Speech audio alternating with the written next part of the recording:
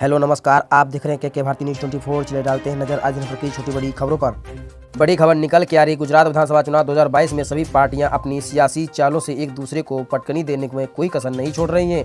जैसे जैसे चुनाव नजदीक आ रहा है, गुजरात चुनाव और दिलचस्प होता जा रहा है। यहां की 182 विधानसभा सीटों के लिए 1 से 5 दिसंबर को वोटिंग होनी है, जबकि चुनाव नतीजे 8 दिसंबर को आएंगे।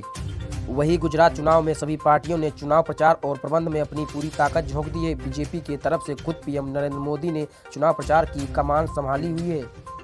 कांग्रेस 27 साल के बाद सत्ता में वापसी करने की हर संभव कोशिश कर रही है। पार्टी के पूर्व अध्यक्ष राहुल गांधी गुजरात में 2 बड़ी रैलियों को संबोधित करने वाले हैं। वहीं आम आदमी पार्टी के मुखिया अरविंद केजरीवाल गुजरात के लगातार दौरे कर रहे हैं।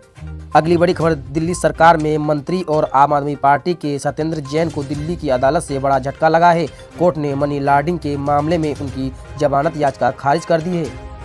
कल राउट एवेन्यू कोर्ट ने मनी लॉन्ड्रिंग मामले में जैन और 2 अन्य की जमानत याचिका खारिज कर दी है। उनके साथ वैभव और अंकुश जैन भी आरोपी हैं। इनकी भी जमानत याचिका खारिज कर दी गई है। कोर्ट ने आज इस मामले में अपना फैसला सुनाया। कोर्ट ने इनको जमानत देने के इनकार कर दिया।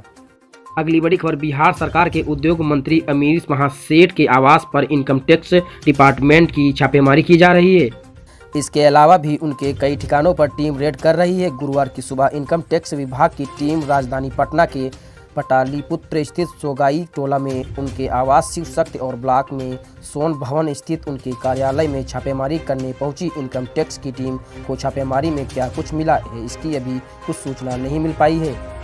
अगली बड़ी खबर, भारत के हेल्थ मिनिस्ट्री ने गुरुवार 17 नवंबर को मीडिया रिपोर्ट को गलत कहा, जिसमें दावा किया गया था कि कोविड-19 वैक्सीन कोवैक्सीन बनाने वाली कंपनी भारत बायोटेक पर वैक्सीन को तेजी से विकसित करने के लिए कोई बाहरी दबाव नहीं था। रिपोर्ट्स में ये भी दावा किया गया है कि वैक्सीन के लिए किए गए क्लिनिकल ट्रायल के लिए चरणों में कई रेगुलेटरीज पाई गई थी। हेल्थ मिनिस्ट्री ने कहा, कोरोना वैक्सीन के रूप में कोवैक्सीन को सरकारी लाइसेंस देने के लिए साइंटिफिक अप्रोच और निर्धारित मानदंडों का पालन किया गया है। अगली बड़ी खबर, संयुक्त किसान मोर्चा ने 19 नवंबर को फतह दिवस के रूप में मनाने का ऐलान किया है। किसान नेता दर्शन पाल ने गुरुवार 17 नवंबर को कहा कि 19 नवंबर को फतह दिवस के रूप में मनाया जाएगा, क्योंकि पिछले साल इसी दिन केंद्र सरकार ने विवादित कृषि कानूनों को वापस लेने का आदेश दिया था। संयुक्त किसान मोर्चा के नेता दर्शन पाल ने कहा कि किसान आंदोलन के अगले चरण पर फैसला करने के लिए संयुक्त किसान मोर्चा की एक बैठक 8 दिसंबर को करनाल में होगी। संयुक्त किसान मोर्चा किसानों की लंबित मांगों पर केंद्र के आश्वासन पूरे नहीं होने का आरोप लगाते हुए 26 नवंबर को पूरे देश में राजभवनों तक मार्च निकालने का भी ऐलान किया है। अगली बड़ी खबर, श्रद्धा मर्डर केस के आरोपी आफ्ताब पूनावाला की गुरुवार 17 नवंबर शाम को वीडियो कॉन्फ्रेंस के जरिए दिल्ली की अदालत में पेशी हुई। मामले की सुरक्षा और संवेदनशीलता को देखते हुए वीडियो कॉन्फ्रेंस के जरिए आरोपी आफ्ताब पूनावाला की पेशी की अर्जी मंजूर की गई। कोर्ट ने आफ्ताब की 5 दिन की पुलिस रिमांड बढ़ा दी। पुलिस ने आफ्ताब की 10 दिन की रिमांड मांगी थी।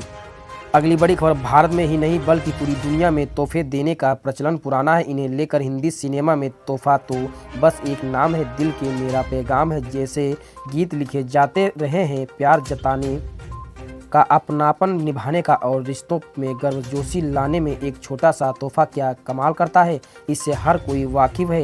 यही वजह है कि देश के प्रधानमंत्री नरेंद्र मोदी ने इंडोनेशिया के बाली द्वीप में G20 शिखर सम्मेलन में इनकी अहमियत को समझाया। पीएम नरेंद्र मोदी ने इस मंच पर मौजूद वैश्विक नेताओं को भारत की सांस्कृतिक विरासत को समेटे हुए गुजरात और हिमाचल प्रदेश की पारंपरिक कलाकृतियों वाले तोहफे दिए। पीएम मोदी ने अमेरिका राष्ट्रपति बाइडेन को कनाडा मिनिएचर पेंटिंग दी, तो ब्रिटेन के पीएम ऋषि सुनक को गुजरात का हाथ से बना माता नी पछेड़ी दिया।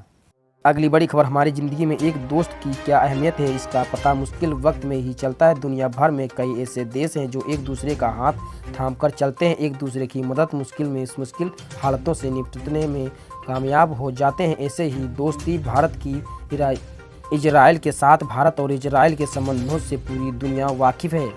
अगली बड़ी खबर, केंद्रीय सड़क परिवहन और राज्य मंत्री नितिन गडकरी की गुरुवार 17 नवंबर को एक कार्यक्रम के दौरान मंच पर अचानक तबीयत बिगड़ गई। नितिन गडकरी पश्चिम बंगाल में एक कार्यक्रम को संबोधित कर रहे थे। अचानक उनका शुगर लेवल गिरने से उनकी तबीयत बिगड़ गई।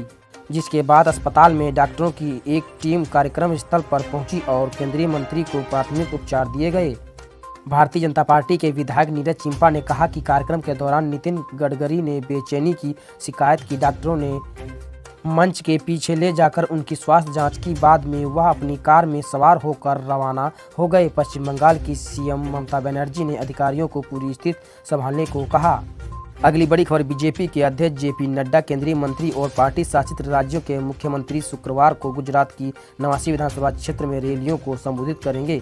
गुजरात विधानसभा चुनाव के पहले चरण के तहत इन सभी 89 क्षेत्रों में 1 दिसंबर को मतदान होगा। मतदान की तिथि समीप आते ही बीजेपी ने अपने चुनाव प्रचार अभियान को और दार देना शुरू कर दिया है। इसी कड़ी में नड्डा नवसारी, अंकलेश्वर और राजकोट पूर्व में 3 रैलियों को संबोधित करेंगे, जबकि केंद्रीय मंत्री नितिन गडकरी, नरेंद्र सिंह तोमर और अनुराग ठाकुर क्रमशः 3 और 4 रैलियों को संबोधित करेंगे। अगली बड़ी खबर, उत्तर प्रदेश में मैनपुरी लोकसभा सीट, खतौनी और रामपुर विधानसभा सीट पर होने जा रहे उपचुनाव के लिए बीजेपी ने स्टार प्रचारकों की सूची जारी की है। बीजेपी के फिलहाल 40 प्रचारकों का नाम जारी किया गया है, जिसमें रक्षा मंत्री राजनाथ सिंह और सीएम योगी आदित्यनाथ सहित पार्टी के कई कद्दावर नेता शामिल हैं। बीजेपी के 21 मैनपुरी, 37 रामपुर और 15 खतौली सीट पर प्रचार करेंगे। इसी तरह की देश दुनिया भर की खबरों से अपडेट रहने के लिए हमारे चैनल को सब्सक्राइब करें। वीडियो को लाइक, शेयर, कमेंट करना ना भूलें।